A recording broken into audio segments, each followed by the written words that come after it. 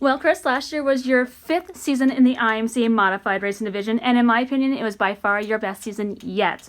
As the driver behind the wheel, how would you rate your season? How do you think it went?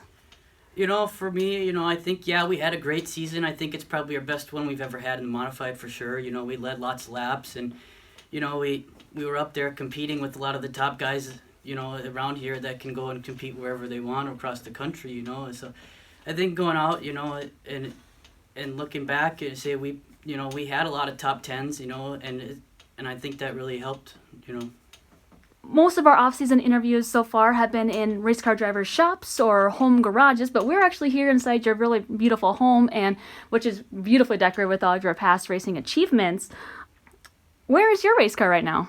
So our race car is in a shop in Fargo right now. Just gonna go through the front end and the rear end and kind of just find some smaller things where we can find that speed, to maybe push us into the top five and get that experience to get in and race with some of these guys. And we're gonna go through the rear end and I don't know, kind of get that in there and put a newer in since we've kind of had a lot of these parts that have been on there since we started racing with the mods. So trying to get that experience in there, get some newer equipment on it and see if we can find that speed.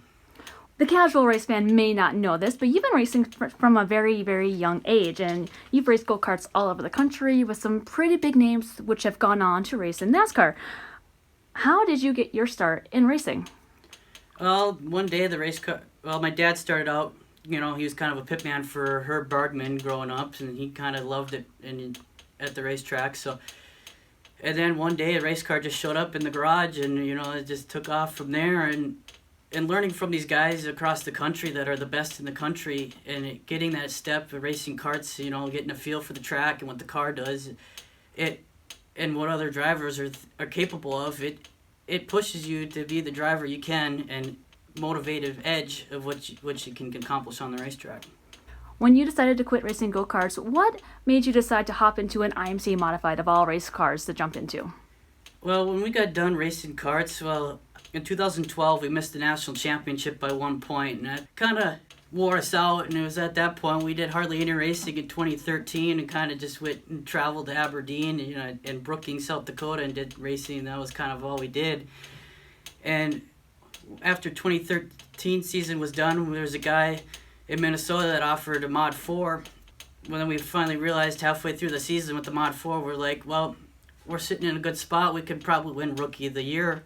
So that was our goal. And, we traveled to Minnesota every weekend just to race. And then after the season was over, we rolled it in Glendon.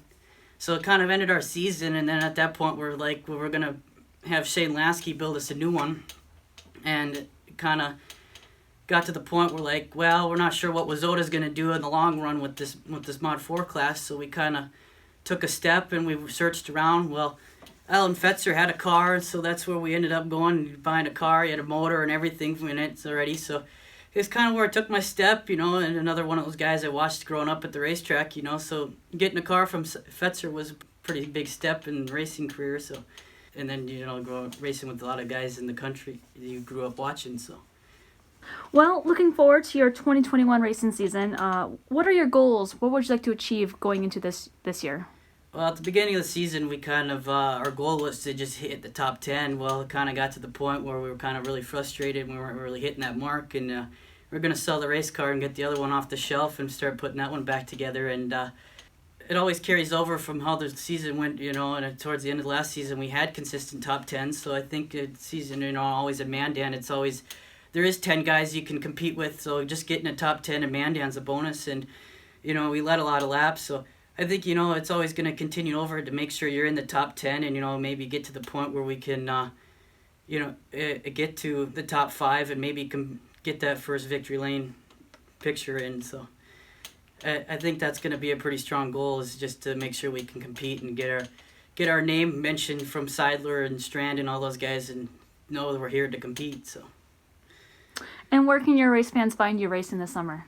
This summer we plan on racing points in Mandan, obviously, because it's only across the river for us. And then we're going to run for points in Dickinson, and then maybe make appearances in Fargo, Jamestown, and possibly Minot.